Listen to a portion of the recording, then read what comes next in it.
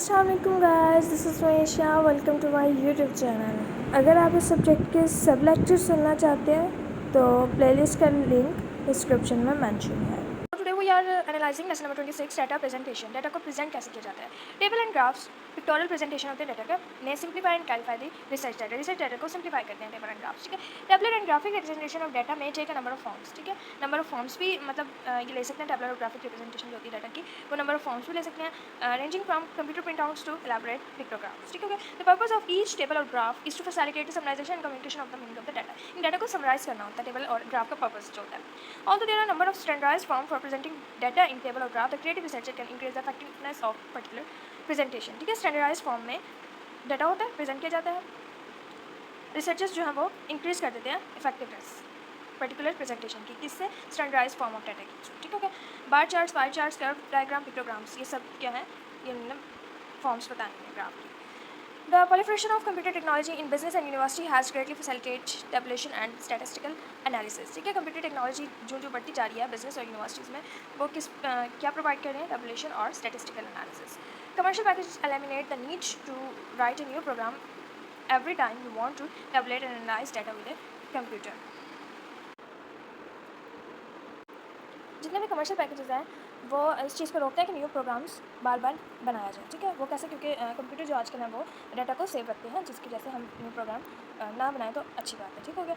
उसके बाद है SAS statistical package for social sciences, SPSS, SYS, TAT, Epi Info and Minitab, ये सब स्टैटिस्टिकल पैकेजेस है। ठीक है, उसके बाद है These user-friendly packages emphasize statistical calculation and hypothesis testing. ये जोर डालते हैं statistical calculation पे और hypothesis testing पे. They also provide programs for entering and editing data. Data को enter और edit करने के लिए भी ये programs provide करते हैं. Most of these packages contain sizable arrays. बहुत सारे इन packages में sizable arrays भी होते हैं. उसके बाद है result with one variable frequency distribution. The easiest way to describe the numerical data of one variable is with frequency distribution. एक वेरिएबल अगर हो तो उसका आसान तरीका ये न्यूमेरिकल डाटा प्रेजेंट करने का है फ्रीक्वेंसी डिस्ट्रीब्यूशन। वो नॉमिनल भी हो सकता है, वो ऑर्डिनल भी, इंटरवल भी और रेशियो लेवल डाटा भी हो सकता है। ओके, उसके बाद उन्होंने एक एग्जांपल दी गई 400 स्टूडेंट्स का डाटा है हमारे पास, तो हमने जनरल के बेसिस पर उसको डिवाइड करना है फ्रीक्वेंसी डिस्ट्रीब्यूशन के थ्रू। मेल 300, तो परसेंटेज कितनी? 75। फीमेल 100, परसेंटेज 25, तो टोटल क्या हुई? 100%। ठीक है, 400 होगा। We can present the same data in graphic form में भी हम सेम डाटा को प्रेजेंट कर सकते हैं। अच्छा, कुछ graphic presentation histogram, bar chart, pie chart होते हैं। अच्छा, हिस्टोग्राम क्या होता है? हिस्टोग्राम बेसिकली बार चार्ट की तरह होता है, लेकिन उसमें फ्रिक्वेंसी डाटा मतलब होता है। ठीक है, उसके बाद आता है बार चार्ट। बार चार्ट में ये एक ग्राफ होता है, उसमें रेक्टेंगुलर बार्स होते हैं जिसमें डिफरेंट कैटेगरीज को कंपेयर किया जाता है। पाई चार्ट सर्कुलर होता है, उसमें स्लाइसेस किए जाते हैं और स्लाइसेस में परसेंटेज और प्रोपोर्शन वगैरह होती है। ठीक हो गया। उसके बाद बार चार्ट्स और graphs are use for discrete variables. Discrete variables के लिए यूज़ किए जाते हैं। दे कैन हैव वर्टिकल और horizontal orientation with small space between the bars. ठीक है, इसमें वर्टिकल और हॉरिजॉन्टल दोनों ओरिएंटेशन होती है, उनके दरमियान स्मॉल स्पेसेस होते हैं। ठीक हो गया। Histograms are usually upright bar graphs for interval और रेशियो डाटा। अच्छा, presentation of data in this forms lay emphasis on visual representation और ग्राफिकल टेक्निक्स। विजुअल रिप्रेजेंटेशन और ग्राफिकल टेक्निक्स पर जोर देता है। ठीक है, उसके बाद है समरी स्टैटिस्टिक में ऑब्स्क्योर, कंसील और even misrepresent the underline structure of data.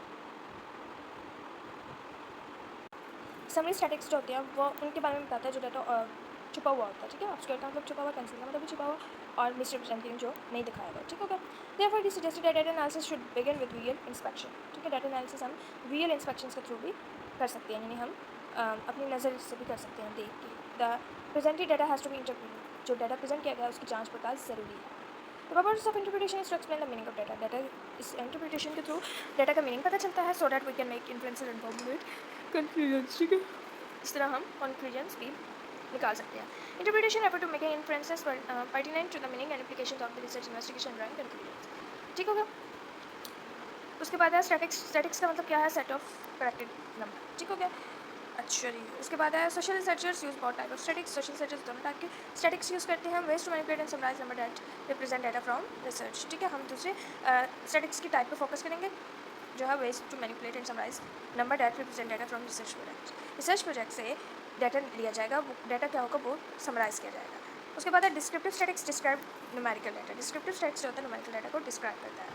ठीक है, they can be categorised by the number of variable involve, univariate, bivariate और मल्टीवेरिएट, यानी एक और उससे ज़्यादा वेरिएबल्स। ठीक हो गया। Univariate describe one variable, okay, researchers often want to summarise information about one variable into single number. रिसर्चर्स अक्सर जो है वो एक वेरिएबल को सिंगल नंबर में समराइज करना चाहते हैं, ठीक है। दे यूज़ तीन चीज़ें यूज़ करते हैं, measure of centre tendency, measure of the centre of the frequency distribution, mean, median, mode, which are often called average, ठीक हो गया। मीन को एवरेज कहा जाता है अक्सर। The mod is simply the most common thing, most occurring. Mod क्या होता है? Most occurring, most common thing. Median जो होता है मिडल पॉइंट होता है, और मीन जो होता है वो एवरेज होता है, अरिथमेटिक एवरेज, ठीक है। इसको सेंट्रल टेंडेंसी भी कहा जाता है। Central tendency nature of data पर डिपेंड करती है, ठीक हो गया। उसके बाद है बाई वेरिएट टेबल्स, दो वेरिएबल वाले टेबल, ठीक है। टेबल किस पे बेस्ड होते हैं? क्रॉस टेबुलेशन पे बेस करते हैं, ठीक है। इसमें दो वेरिएबल्स होते हैं सेम टाइम पे।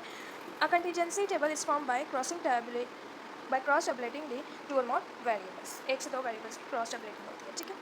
It is contingent because the case in each category of variable that distribution into each category of a second variable. अच्छा जी, उसके बाद है the table distributed cases into categories of multiple variables at the same time and show how the cases by the category of one variable are contingent upon the categories of the other variables. उसके बाद constructing percentage table, percentage table को कैसे बनाया जाता है? अच्छा, अब ये समराइज किया गया है हाइपोथेसिस को, the lower the age the higher the favourable attitude toward women empowerment. जितनी ज़्यादा कम एज होगी उतना ज़्यादा वुमेन एम्पावरमेंट पर काम किया जाएगा। The age range of respondent is 25 to 70 and the attitude index has three categories of highly favorable, medium or low. The age variable has so many categories that making a table with the number becomes unvaluable and meaningless. ठीक है, as variable के बाद बहुत सारी categories हैं जो table बना सकती हैं इस नंबर से, ठीक हो गया, वो मीनिंगलेस होगा, ठीक है। Therefore we regroup the age into three category, इसी वजह से हम दोबारा ग्रुप बनाएंगे, ठीक है, एज का, under 40 year, 40 to 60 and 61 plus, ठीक है। तो ये उन्होंने कहा है कि पहले अगर हम 25 to 70 करते हैं तो इस तरह जो है वो हमारा टेबल अच्छा नहीं बनेगा। अगर हम उसको डिवाइड कर देंगे थ्री ग्रुप्स में, 40 ईयर, 40 to 60 और 61, इससे हमारा अच्छा टेबल बन जाएगा। If you like this video, don't forget to press the bell icon. Thank you.